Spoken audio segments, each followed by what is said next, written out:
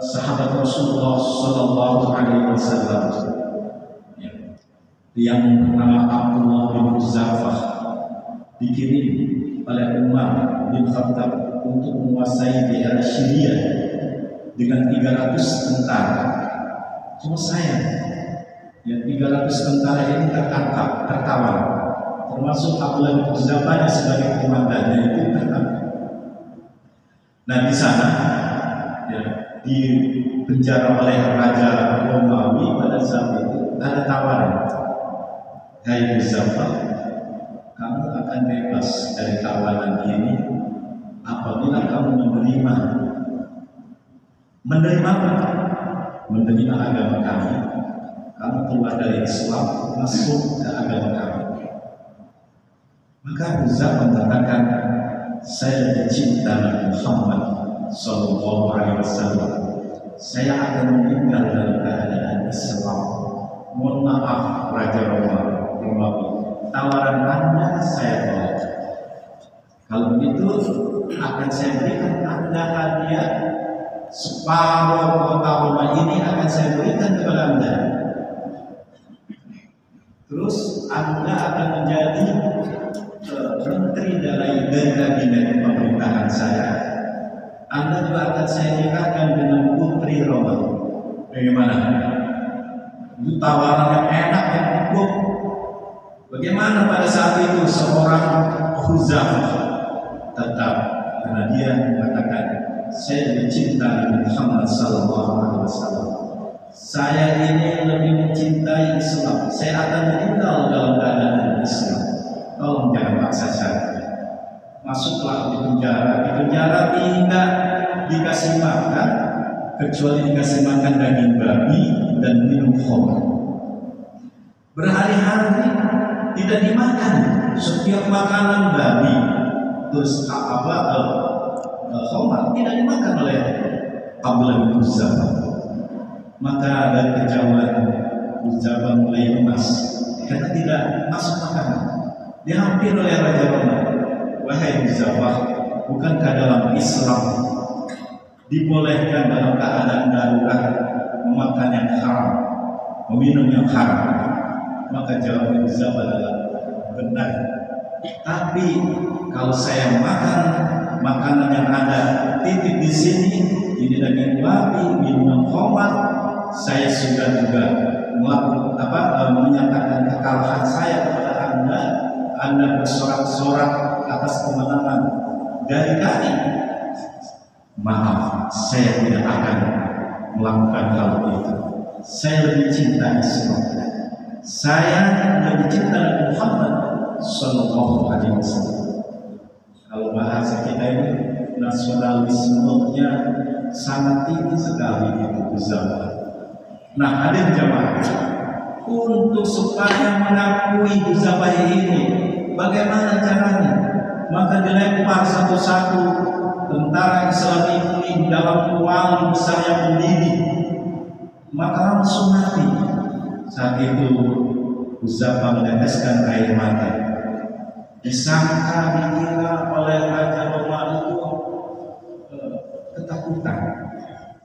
Begitu dihampiri, wahai Hudzafah, saya bilang terima adalah tawaran saya ini. Kenapa Anda tetap teguh pendirian? Maka Raja Romawi, maka Hudzafah mengatakan, Anda jangan mengira saya ini takut. Kalau saya ini nangis, saya ini sedih karena nyawa saya cuma satu. Kalau nyawa saya saya ini sebanyak rambut di kepala Anda, saya barangkali sudah duluan untuk syahid, untuk jihad sabilillah. Hadirin, nah rupanya sudah kalah cara Raja Romawi ini. Kalau begitu terakhir ini tawarannya saya tidak terima. Cium kening kepala saya, ya, tidak akan ada salahnya untuk mencium keningnya orang kafir demi pada saat itu umat Islam. Dicium, maka dibebaskanlah. Begitu kembali kepada Madinah, maka yang pertama kali mencium keningnya Abdullah Hudzafah adalah Khalifah Umar bin Khattab Hadirin jamaah, ini yang dimaksud dengan teguh pendirian ada pada pelaksanaan ibadah puasa. Yang terakhir, ibadah puasa itu akan memunculkan muraqabatul lillahi wal haya'u min, sikap merasa diawasi oleh Allah.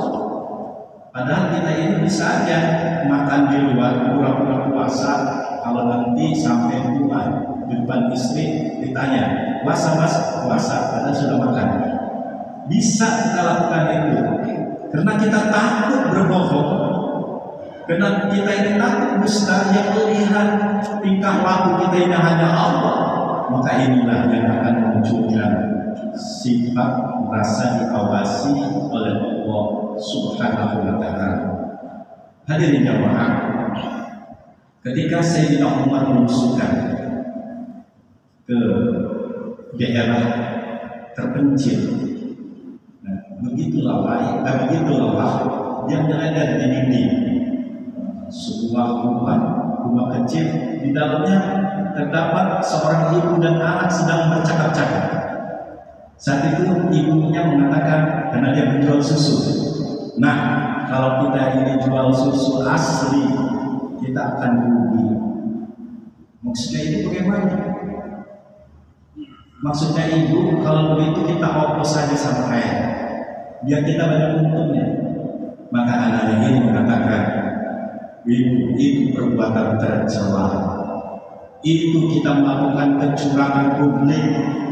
Itu kita telah melakukan kebohongan publik yang dirugikan adalah masyarakat. Saya tidak akan melakukan itu, Bapak Ibu. Begini aja, kan orang tidak akan ada yang tahu. Wahai ibu, ketahuilah oleh ibu, kita ini baru punya pemimpin baru, yaitu Umar. Umar ini tegas, adil. Kalau kita ketahuan melakukan oplos, melakukan kecurangan, kita akan dipidanakan oleh dia.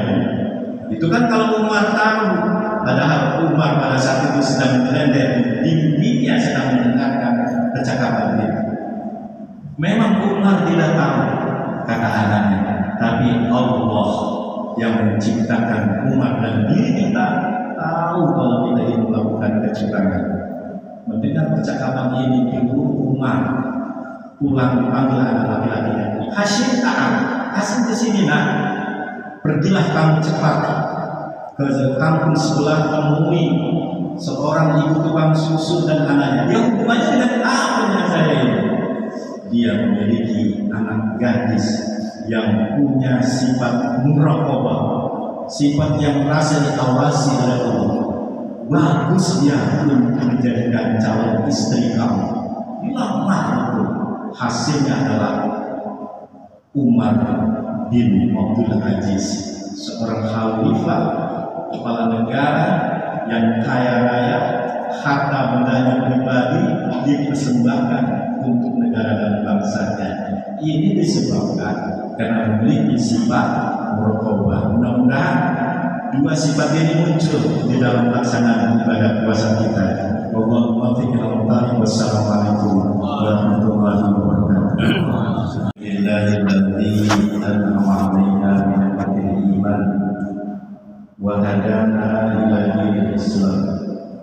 Allahumma shalli wa sallim wa barik ala sayyidina wa maulana Muhammadin wa ala alihi wa ashabihi kiram.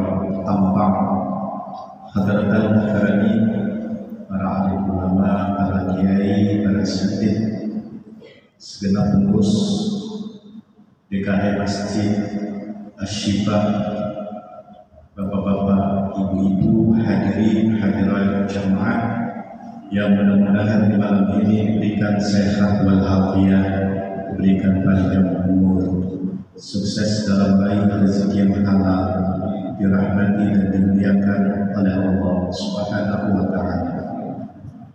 Malam ini kita berada pada malam yang ke-7. Baru saja kita melaksanakan ibadah puasa di hari yang ke-6. Berharap puasa kita ini akan merefleksikan kebaikan-kebaikan dari diri kita. Di samping puasa kita ini harus memunculkan hikmah, karena dalam komentar para ulama-ulama terdahulu dikatakan wa bil amal tunadul hikmah. Segala amal yang dilaksanakan oleh seorang hamba itu akan memperoleh hikmah. Apa itu hikmah? Hikmah ini keluar dari dua jalur, ada positif, ada negatif. Contoh, hikmah diturunkannya hujan, itu positifnya adalah menyuburkan tanaman-tanaman, itu positifnya. Negatifnya kebanjiran, yaitu dari dua sisi.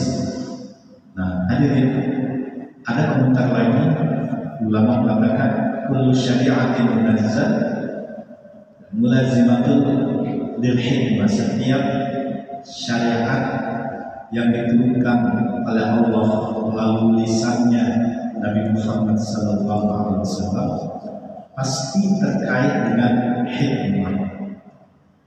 Lantas apa hikmah puasa? Banyak kitab-kitab yang menjelaskan tentang hikmah puasa ini.